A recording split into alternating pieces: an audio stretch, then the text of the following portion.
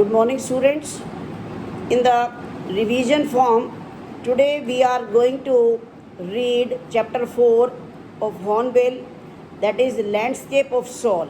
Already I have taught you in details, but again, word by word, I am teaching you today. Open your book and match what I am teaching. Landscape of the soul. Landscape, natural beauty. Soul or spirit. Very tricky chapter. Earlier I have told you how it starts. There was a painter whose name was Vaudoisy, who lived in 8th century. What happened? He got an assignment from the Tang Emperor Zhuangzong. What was the assignment? He assigned him to decorate a palace wall, his palace wall, by his work, by his painting. It was last painting of his life. The painter hid his work behind the screen, so the only emperor would see it. Only emperor was allowed to see the painting every day, what progress it has done. The emperor, upon looking at the painting, admired many things into that painting, like discovering forests, high mountains, waterfalls, floating clouds, men on hilly paths, and birds in flight.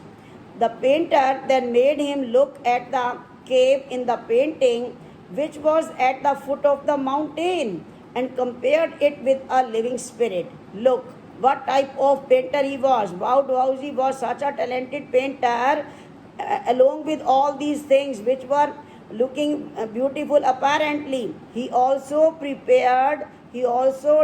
a cave at the foot of the mountain, and not only this, he put up a spirit. He called a spirit in this cave. When he showed this cave to the emperor, he said that I will show you the path. And he also told that the cave was very much superb from inside. Look, emperor could rule over the world. He could rule over his territory. But the things related to the art that could be shown by the painter only. So as the painter clapped his hands, the entrance of the cave opened, and he let the emperor know how beautiful the inside of the cave was, and he asked him to show all this to him. The painter himself first entered the cave, and as soon as he stepped inside the cave, what happened? The entrance closed behind him. The emperor could not enter the cave, as the emperor was greatly surprised. The painting vanished. It disappeared from the wall. After that, the painter was never seen again. What does it mean? The painter got his destination with the help of his art, his talent. These stories played an important role in classical education in China. Similarly, like the books of Confucius and Zhuangzi, students, these are two concepts which are found in China only, and Chinese books only. And these books of Confucius and Zhuangzi are full of such stories, as they help the master to help and guide his followers in the right direction. These stories were considered to be deeply revealing of the spirit, just like the art.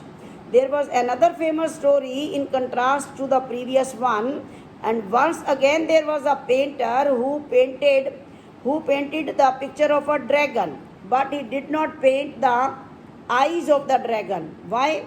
He was afraid that if the eyes are drawn, the dragon would fly out from the painting. It was one of the stories from many others which came from a medieval country in Western Europe. Then these are the Chinese stories, and now I will tell you one European stories. In this chapter, students, we are comparing two types of arts at the beginning. One Chinese art, and second European art. And there is one story of European art also. During the 15th century, in Antwerp is the name of a city, there was a master blacksmith, and his name was Quentin Massey. What happened? He fell in love with the painter's daughter, and since the father was not accepting their relationship because of his profession, because of his caste, the blacksmith, what did he do? One night he entered stealthily in painter's studio and painted a fly. Fly, you know, an insect. Fly on his latest panel board on which he had been working. The painting of that fly was so real that the master, when he came in the morning in the studio, he tried to hit it away again and again. And then he realized that it was just a painting and he was shocked. The blacksmith was accepted. He gave him admission into the studio as a trainee, as a pupil, as a student. He married the painter's daughter and later became one of the famous painters of his age. The two stories told above are trying to illustrate the form of art in two different regions. In Europe, the art is perfect and like an illusion which resembles something. And in Asia, means in China, the art gives a sense of inner life and spirit. As in the Chinese story, the artist reveals the true meaning of his work to the emperor who rules over his territory but did not know the way within. The emperor could be very intelligent, very clever, very talented, but he was not aware about the power of this painting, talent, art. The emperor only saw the outer appearance of the wall painting. The work was mysterious, and Dao is the system of painting, which means something which has both passed in what the artist did. As the painting was gone after the artist reached the cave, the motive was fulfilled, and that some work is beyond material appearance. The painting is so powerful that it was related to God directly.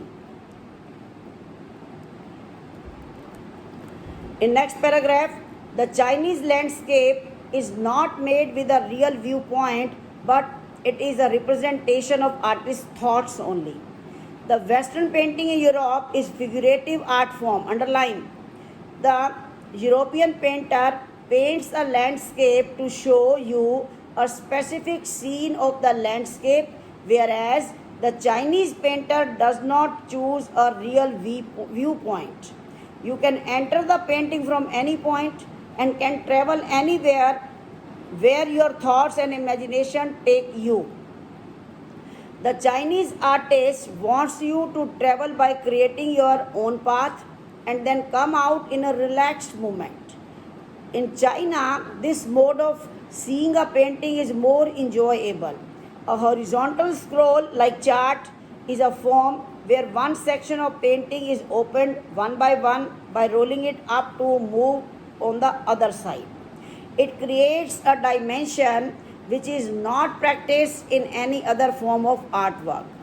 It requires both mental and physical participation of the viewer.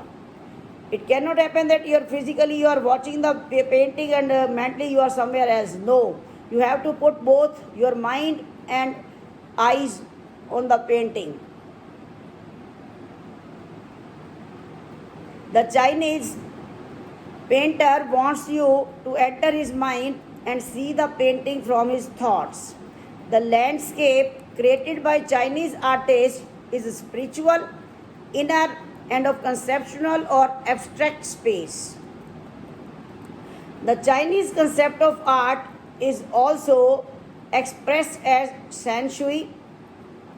Okay, students, rest of the chapter I will teach you tomorrow. Thank you.